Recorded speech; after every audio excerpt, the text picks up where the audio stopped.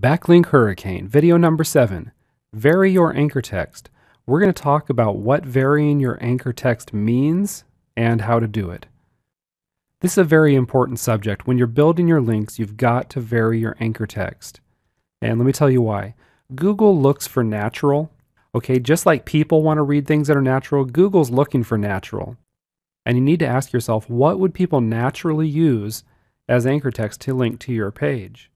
We need to vary it because people aren't always going to say things the same way. It's pretty obvious that not every webmaster is going to use the same anchor text to link to your page. So we want to mix it up. We want to change it to where it looks like people are writing it.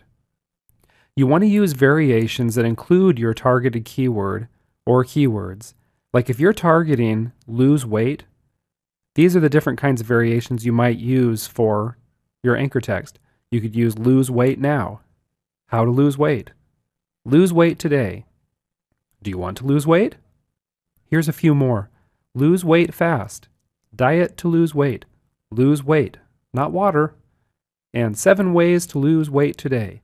You notice they all say lose weight because that's the term we're targeting in this case, but they say it in a different way. So in this case, if Google saw 8 different links coming into your page with these 8 different examples of anchor text, they're going to say, yes, this page is about losing weight. Right. But it's not going to look so canned or set up. We talked about this a little bit before, but it deserves another mention. You need to build deep links. You want maybe 25 to 35% to go to your root domain and deep link the rest. Target your page URLs, not just the root URL.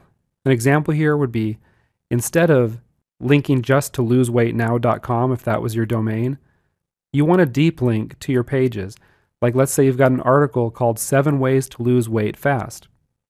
Then you would link to loseweightnow.com/7 ways to lose weight fast. So you're directing links to the articles. And as we mentioned before, this builds the PR of every page. We want to make sure we build the PR or page rank of every single page on our site. If you're targeting lose weight for your main page, and you decide you also want to target lose weight overnight, then you can create a separate page or a blog entry or even an article to link to that. You want to make sure you would include lose weight overnight in the title of the page and the heading of the page, and of course sprinkle it out throughout the text of the article or the page. And you want to shoot for a keyword density of about 2 to 3%. If it's a little more or less, no big deal. Just make sure you mention it and definitely don't want to go overboard and stuff it. All right? Also, you don't want to cram a page with a ton of keywords. It kind of hurts readability. It makes it a little confusing as to what the page is about. Each keyword you target is best to have its own page.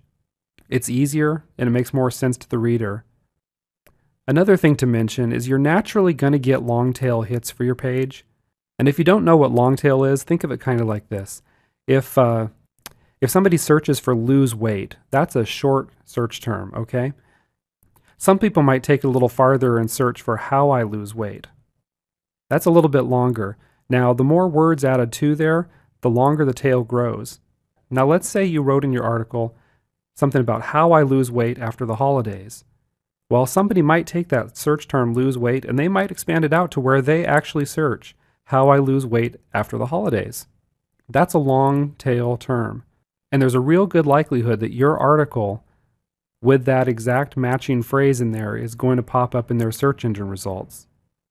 If you're using analytics, you'll be able to see what kinds of terms people have searched for to find your page.